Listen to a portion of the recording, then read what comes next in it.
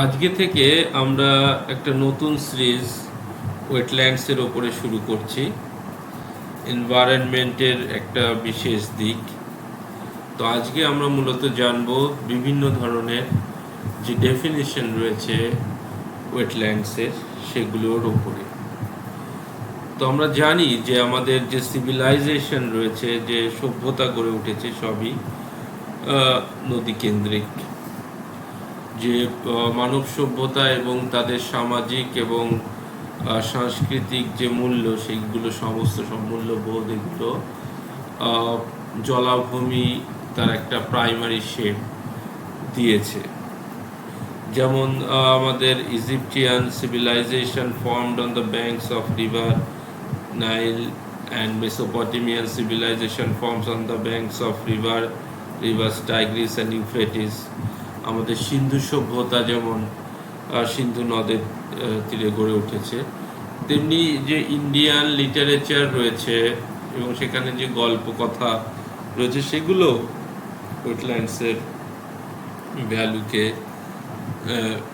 বিভিন্নভাবে বর্ণনা করেছে।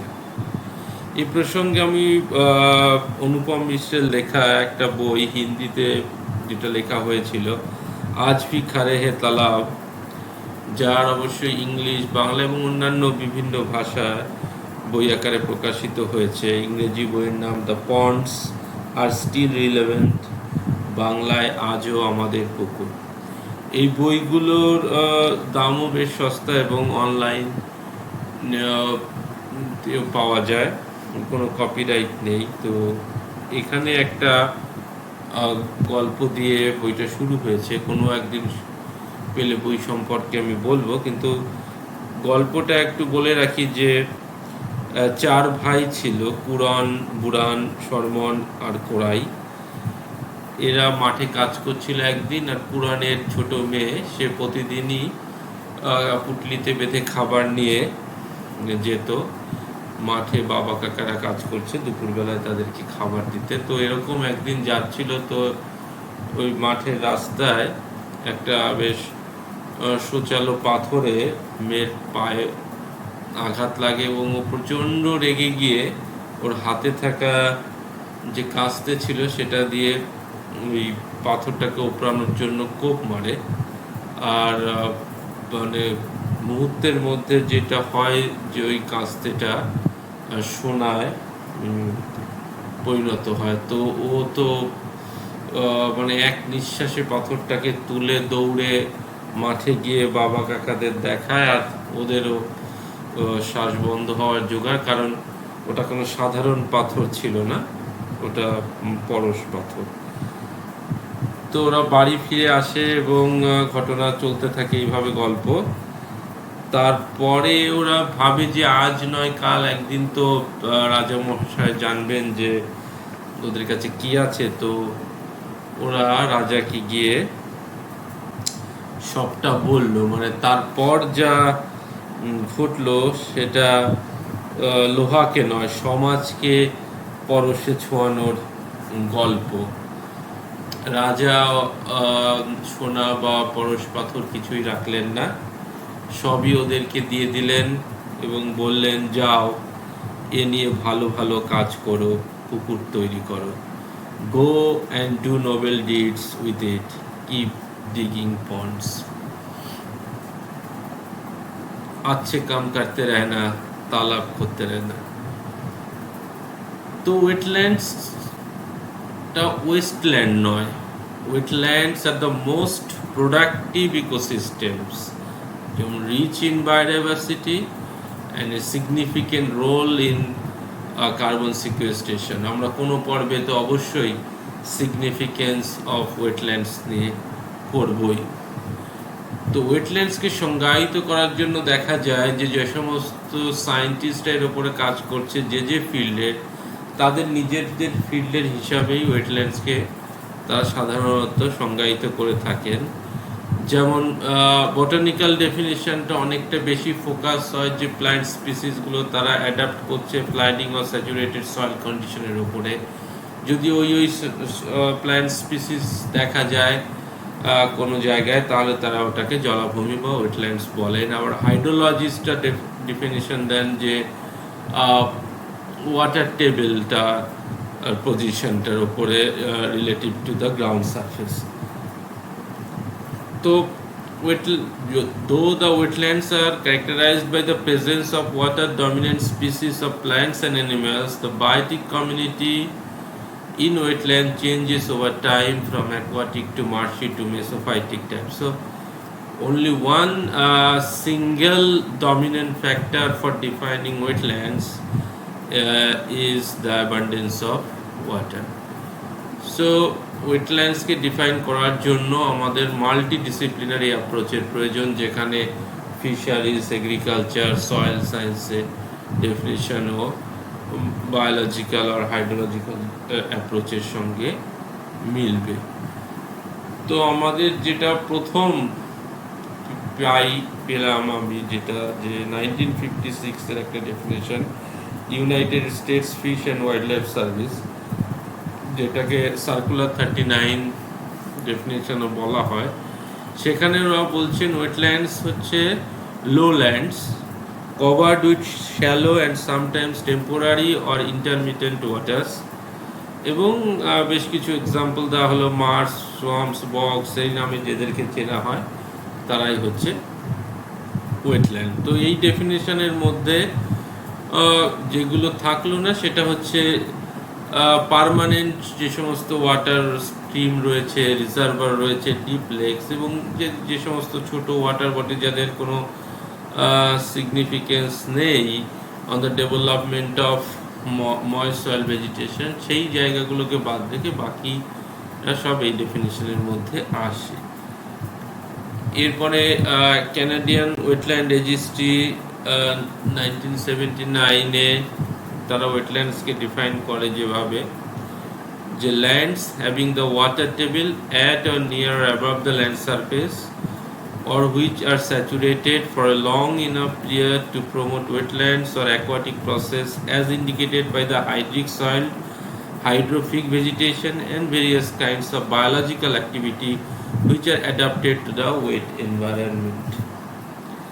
ওই সমসাময়িক United states fish and wild life সার্ভিসের একটা ডেফিনেশন আছে, যেটা আর কি well accepted definition of wetlands, যেখানে wetlands R lands transitional between terrestrial and aquatic ecosystem where water table is usually at or near the surface of the land is covered by shallow water.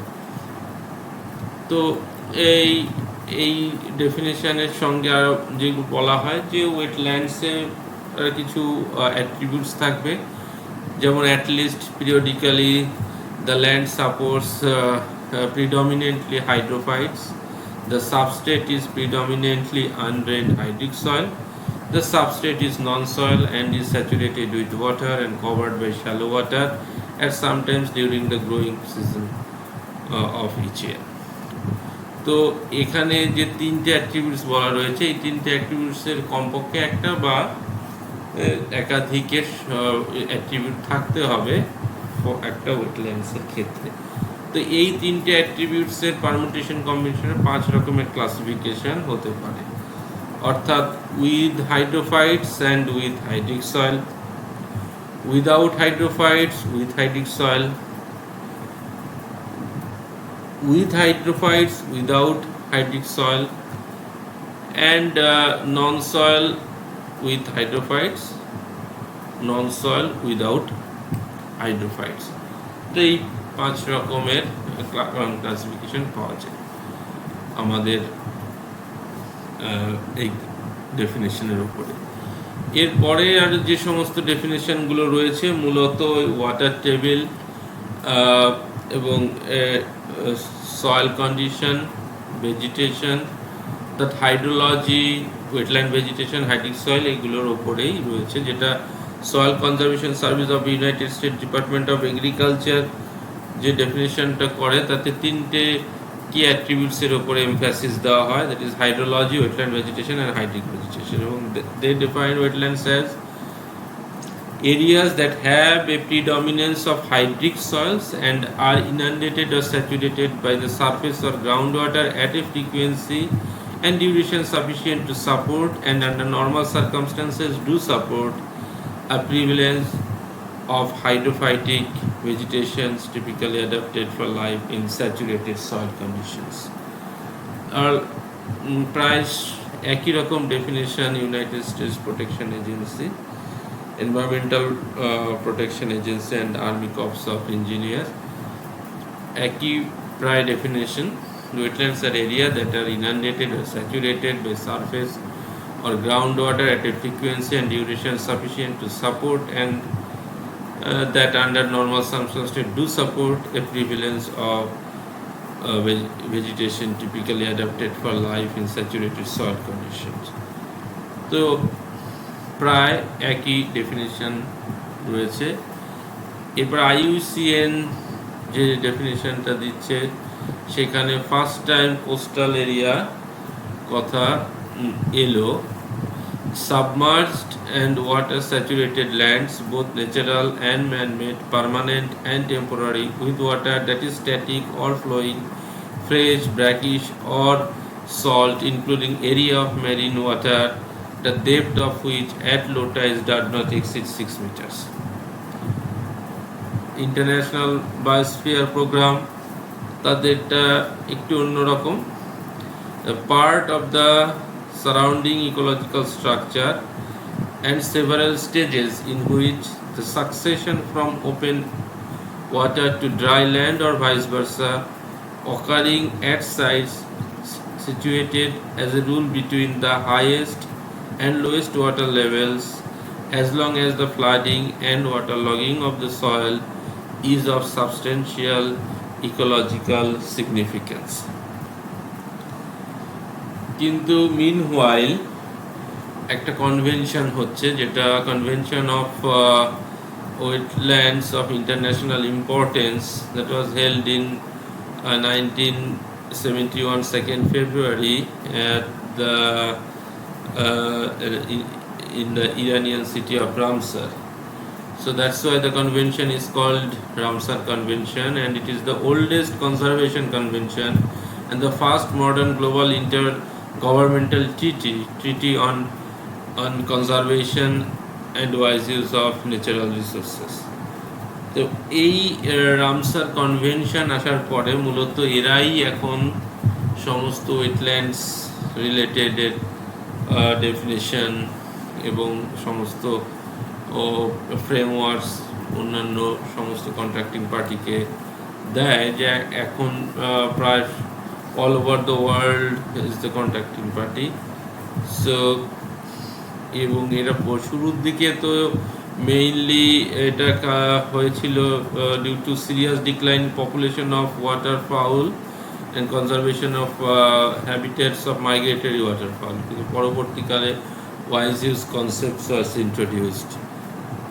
So they define wetlands as area of marsh, fen, peatland or water, whether natural or artificial, permanent or temporary, with water that is static or flowing, fresh, brackish or salt, including areas of marine water and depth of which at low tides does not exceed 6 meters.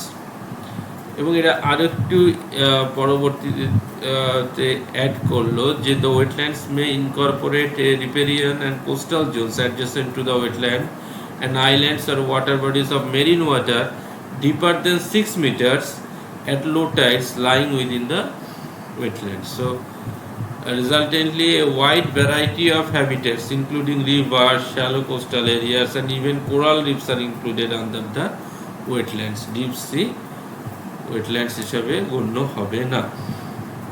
তো এই Ramsar কনভেনশনে যেহেতু ভারতও signatory, তো India by and large adopted this definition এবং they formulated Wetlands Conservation and Management Rule 2017 under the Wetland Protection Act.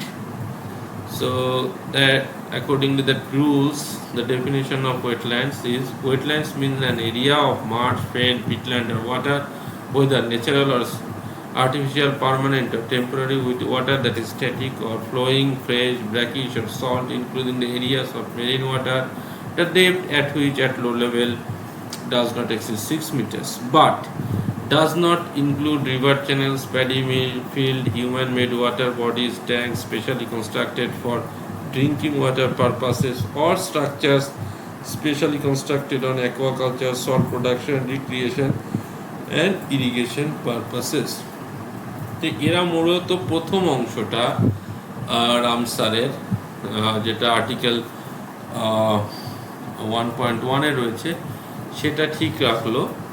পরবর্তীতে কিছু exclusion করলো, যে আমরা রিভার চ্যানেলকেও ওয়েটল্যান্ডসের ডেফিনেশন থেকে বাদ দিলাম, আমরা প্যাডি ফিল্ডকে বাদ দিচ্ছি, এবং হিউম্যান মেড যে সমস্ত ট্যাঙ্ক রয়েছে যাদেরকে বিশেষ পারপাসে বানানো হয়েছে, হয়তো অ্যাকোয়াকালচার করার জন্য করছে, কেউ কোস্টাল এরিয়াতে সল্ট প্যান তৈরি করেছে, সল্ট প্রোডাকশন অফ সল্ট, কোনো একটা রিক্রিয়েশন আর ইরিগেশন পারপাসের জন্য যে ড্যাম তৈরি করা হয়েছে, এবং বা ড্রিঙ্কিং ওয়াটারের জন্য যদি কোনো পুকুর খোঁড়া হয়ে থাকে, তো তাদেরকে এই ওয়েটল্যান্ডসের ডেফিনেশন থেকে বাদ দিয়েছে। সো ওভারঅল ওয়েটল্যান্ডস হচ্ছে ট্রানজিশনাল জোন, টেরেস্ট্রিয়াল আর অ্যাকোয়াটিক সিস্টেমের মাঝের জোনটা, where the water table is usually at or near surface, water টেবিলটা অনেকটা উপরের দিকে থাকবে, এবং area inundated with shallow water permanently or season, বছরের কিছু সময় ও সমস্ত সময় সেই এরিয়াটা মোটামুটি জলে ডুবে থাকবে বা স্যাচুরেটেড থাকবে। তো এই যে ইকোসিস্টেমটা এটা ডিস্টিংক্ট ক্লাস, না টেরেস্ট্রিয়াল না aquatic, but between the terrestrial and aquatic one, and that is called ecotone, but it shares the properties of both terrestrial ecosystem and the aquatic ecosystem. The wetlands are dynamic system, complex biogeochemical systems, and a vital part of hydrological cycle. The features of wetlands are susceptible to rapid degradation and whose restoration is difficult due to natural characteristics and geographical location, so they are fragile ecosystem. So এখানে যেমন rich biodiversity রয়েছে, threatened স্পিসিসরা থাকবে, তো একে disturb করলে ওটা degradation হওয়ার chance বেশি থাকবে, এবং ডিগ্রেডেশন হলে তাকে পুনরায় ফেরত নিয়ে আসাটা একদম আগের অবস্থায় আনাটা খুবই কঠিন কাজ।